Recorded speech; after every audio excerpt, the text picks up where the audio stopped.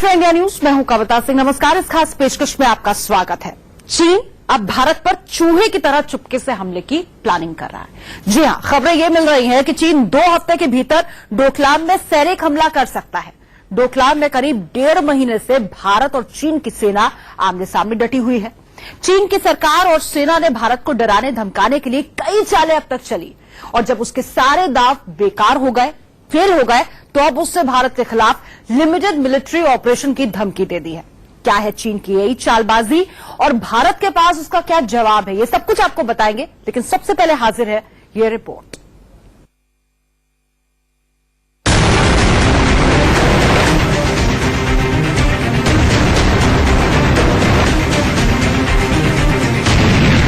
धोखेबाज चीन ने फिर दी गीदड़ भभकी।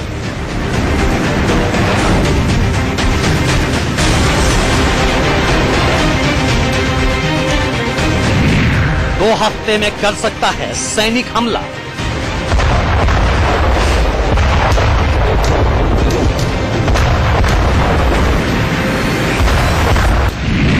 डोकलाम में जंग के लिए तैयार ड्रैगन।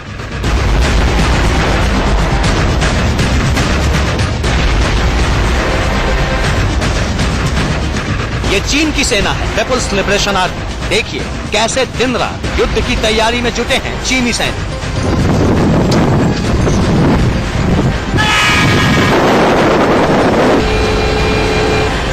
जी हां, चीन की चालबाज सेना हिंदुस्तान के खिलाफ जंग की साजिश में जुट गई। इरादा है धोखे से डोकलाम में हमला करने की।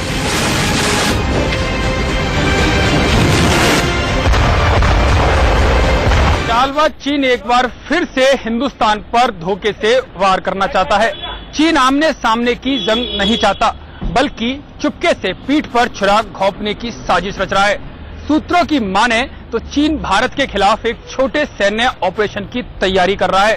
बताया जा रहा है कि अगले 2 हफ्तों में कभी भी ये कार्रवाई हो सकती है। यह सिर्फ एक आशंका नहीं, बल्कि चीन की तरफ से आने वाला सबसे बड़ा खतरा है। चीन के सरकारी अखबार ग्लोबल टाइम्स में छपी ये चेतावनी पर ही है। सीमा पर दोनों देशों की सेनाओं के बीच लंबे वक्त तक ये तनातनी चीन नहीं चलने देगा। भारतीय टुकड़ी को खदेड़ने के लिए 2 हफ्तों के भीतर एक छोटे मिलिट्री ऑपरेशन को अंजाम दिया जा सकता है। मतलब साफ है, चीन भारत से खुली जंग लड़ने की बजाय सिर्फ डोकलाम के इलाके में सैनिक ताकत का इस्तेमाल करना चाहता है। इस दफे में कोई भी दम नहीं है। पिछले 2 महीने से चीन जो है हर प्रकार से हिंदुस्तान को दबाने की कोशिश कर रहा है। आर्म ट्विस्टिंग की, ब्लैकमेलिंग की, साइकोलॉजिकल वॉरफेयर की। अगर डोकलाम के इलाके में चीन ने किसी प्रकार भी हिंदुस्तान के खिलाफ कोई भी कार्रवाई की तो बहुत बुरी तरह से पिटेगा। मैंने खुद 8 साल इस एरिया में काम किया है। हमारी स्थिति बहुत ही मजबूत है, हमारे ट्रुप्स वेल ट्रेन्ड है, हमारी डिफेंस बड़ी स्ट्रांग है।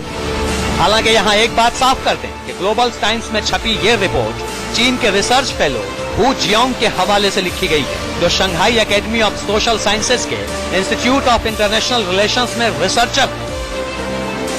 इसलिए इसे सीधे सीधे चीन सरकार का बयान तो नहीं कहा जा सकता, पर यह भी जान लीजिए कि ग्लोबल टाइम्स चीन का सरकारी अखबार है, जिसमें कोई भी खबर ऐसी नहीं छपती जिसे चीन की मंजूरी ना हो। यानी खुलकर ना सही, पर डोकलाम पर चीन ने अपनी आक्रामक नीति का ऐलान तो कर ही दिया है।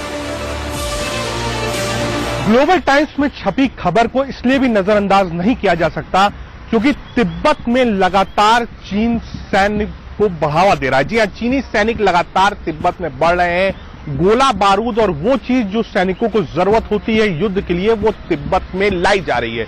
पिछले दिनों हमने देखा था कि सिक्किम के पास चीन ने किस तरीके से अपना स्टैंड क्लियर किया था। चीनी सेना पीछे हटने को तैयार नहीं थी। इसलिए ये कहना गलत नहीं होगा कि चीन किसी बड़ी तैयारी में।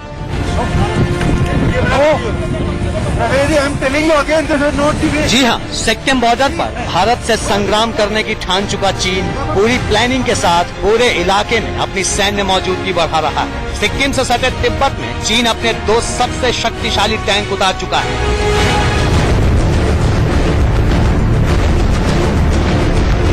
पिछले महीने चीन ने तिब्बत में एक बड़ी मिलिट्री एक्सरसाइज की थी, जिसमें मिसाइलों और टैंकों का इस्तेमाल किया गया था।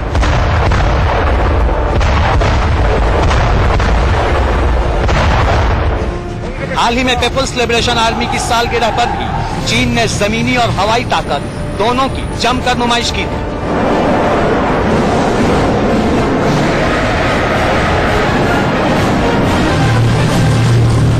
ग्लोबल टाइम्स में छपे लेख में भी इस बात का जिक्र करते हुए कहा गया है कि चीन की सेना को लिमिटेड वॉर यानी सीमित लड़ाई के लिए तैयार किया जा रहा है। तो फिर सवाल है कि अगर चीन ने डोकलाम में हमला किया तो भारत का जवाब क्या?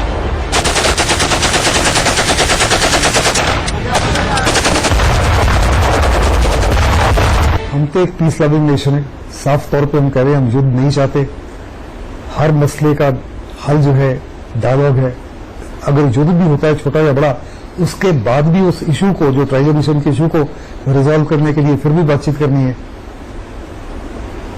अगर ना हमारे चाहते हुए भी चीन ने हमारे ऊपर युद्ध थोपा तो उसका परिणाम क्या हुआ वो चीन को खुद समझते हैं। जानकारों की माने तो चीन के खतरे को देखते हुए सिक्किम समेत पूरे नॉर्थ ईस्ट बॉर्डर पर भारत पूरी तरह तैयार है। खासकर डोकलाम विवाद के बाद इस पूरे इलाके में सेना और सैन्य साजो सामान की तैनाती और बढ़ा दी गई है।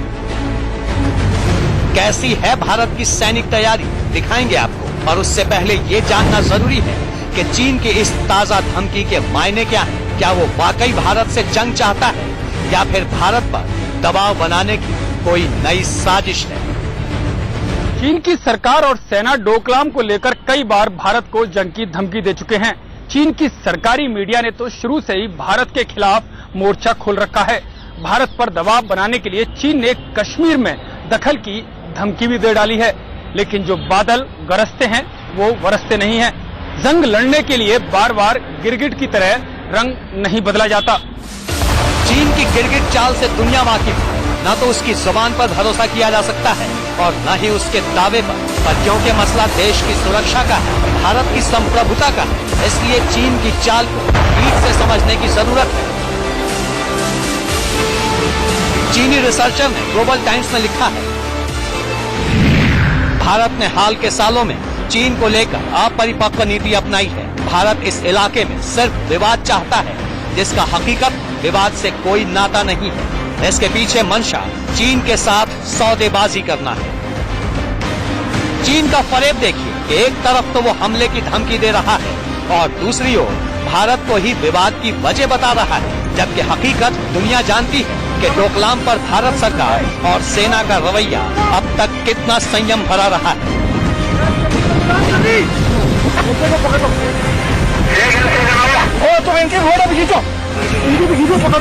डोकलाम के मुद्दे पर भारत ने अपना रुख साफ कर दिया है। भारत चाहता है कि अगर डोकलाम से चीनी सेना वापस चली जाए तो भारतीय सेना भी वापस हो जाएगी, लेकिन जिद्दी चीन मानने को तैयार नहीं है। हाल ही के दिनों में एनएसए अजीत डोभाल ने भी बातचीत करी थी, लेकिन कोई सकारात्मक नतीजा नहीं निकला था। सुषमा स्वराज साफ कर चुकी हैं कि किसी भी तरीके से भारत नहीं झुकेगा। लेकिन ये भी सच है कि शांति बहाली की उम्मीद उसी से की जा सकती है जो इसका मतलब समझता हो। जिस तरह चीन बार बार जंग के लिए जुबानी तीर चला रहा है, उससे साफ है कि वो दोस्ती के लायक ही नहीं। और अगर इस दगाबाज पड़ोसी ने सेना का इस्तेमाल किया तो हिंदुस्तान का जवाब उसे हाथों हाथ मिल जाएगा।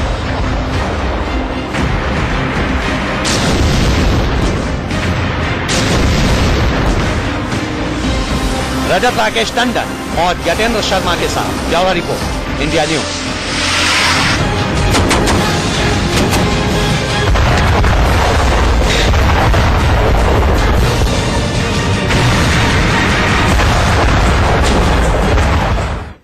तो चीन के चूहे अटैक के बारे में हमने आपको बताया। वैसे आपको याद दिला दें, हाल ही में अमेरिकन फॉरेन पॉलिसी काउंसिल ने भी कहा था कि डोकलाम मुद्दे पर भारत और चीन के बीच आमने सामने की जंग हो सकती है।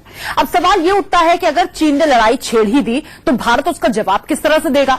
चीन बार बार 62 के युद्ध की याद दिलाता है, पर वो ये भूल चुका है कि सन 62 के बाद से अब तक उसने जब जब भारत को ललकारा है उसे मुंह की खानी पड़ गई है। बताते हैं आपको 50 साल पहले का इतिहास।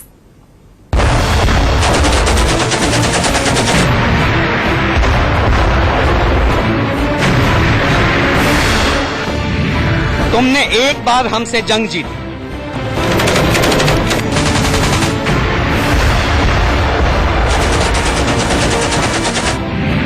हमने 3 बार तुम्हें पस्त किया।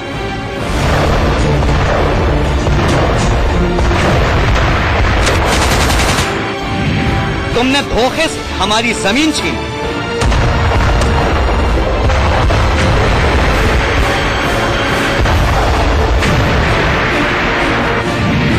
हमने बहादुरी से तुम्हें बेदम किया।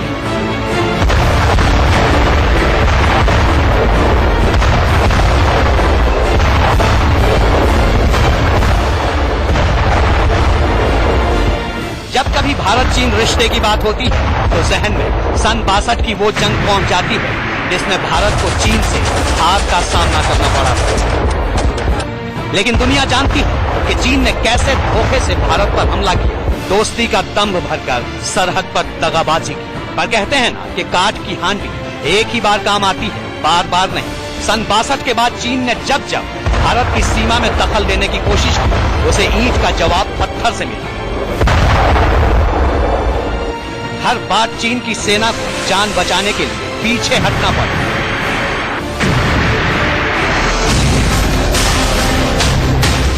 62 की जंग जीतने के बाद चीन ताकत के नशे में इतना बौरा गया कि उसने 5 साल बाद ही फिर से भारत की ओर कदम बढ़ाए, पर इस बार उसे लेने के देने पड़ गए। हमारे जाबाज जवानों ने चीनी सैनिकों को ऐसा सबक सिखाया जिसकी उन्हें सपने में भी उम्मीद नहीं थी।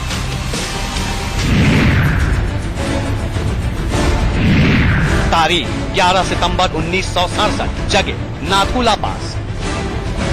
यही वो तारीख थी जब नाथुला दर्रे के पास चीन और भारत के सैनिकों के बीच जबरदस्त मुठभेड़ हुई।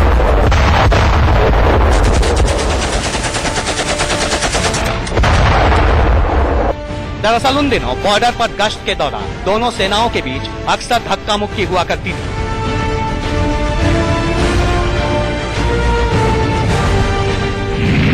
लिहाजा भारत ने नाथुला दर्रे से सेबुला के बीच बाड़बंदी का फैसला किया ताकि चीनी सैनिकों की हिमाकत पर लगाम लगाई जा सके, और यही बात चीन को बुरी तरह अखर गई। नाथुला दर्रे पर बार बार चीनी सैनिकों से हो रही झड़प के बाद भारतीय सेना ने नाथुला से सेबुला तक तारबंदी बिछाने का फैसला लिया। जैसे ही तारबंदी बिछाने का काम शुरू हुआ, चीनी सैनिकों ने इस पे ऐतराज जताया। पहले तो चीनी सैनिक अपने बंकरों में वापस चले गए, मगर वहां जाकर लाइट मशीन गन से उन्होंने अचानक भारतीय सेना पर गोलीबारी शुरू कर दी। अचानक हुए इस हमले के लिए भारतीय सैनिक तैयार नहीं थे, जिसके चलते शुरुआत में उन्हें इसका नुकसान उठाना पड़ा। चीनी सैनिकों का हमला इतना अप्रत्याशित और अचानक से था कि कहते हैं कि करीब 10 मिनट की चीनी गोलाबारी में हमारे 70 से ज्यादा सैनिक शहीद हुए। अब भारत की बारी थी। सेबुला और कैमल्स बैक में अपनी मजबूत स्थिति का फायदा उठाते हुए भारत ने जमकर आर्टिलरी पावर का इस्तेमाल किया, जिसमें कई चीनी बंकर ध्वस्त हो गए। भारतीय सेना की जवाबी कार्रवाई में चीन के 400 से भी ज्यादा सैनिक मारे गए। भारत की ओर से 3 दिनों तक दिन रात फायरिंग होती रही। चीन की मशीन गन यूनिट को पूरी तरह तबाह कर दिया गया। जाहिर चीन के लिए ये बड़ा आघात था। हालात बिगड़ते थे। चीन ने अपने सैनिकों को पीछे तो बुला लिया, पर उसकी साजिश का दूसरा हिस्सा अभी भी बाकी था। अगले ही महीने ड्रैगन फिर फुफकारा।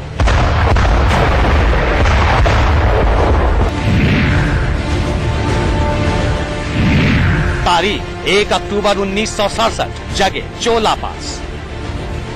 सेबुला में शिकस्त खाने के बाद चीन की पीपुल्स लिबरेशन आर्मी ने चावला इलाके में फिर से भारत की ताकत को ललकारा, पर वहां पहले से मौजूद गोरखा राइफल्स और जैक राइफल्स के जवानों ने चीन की इस दुस्साहस को नाकाम कर दिया।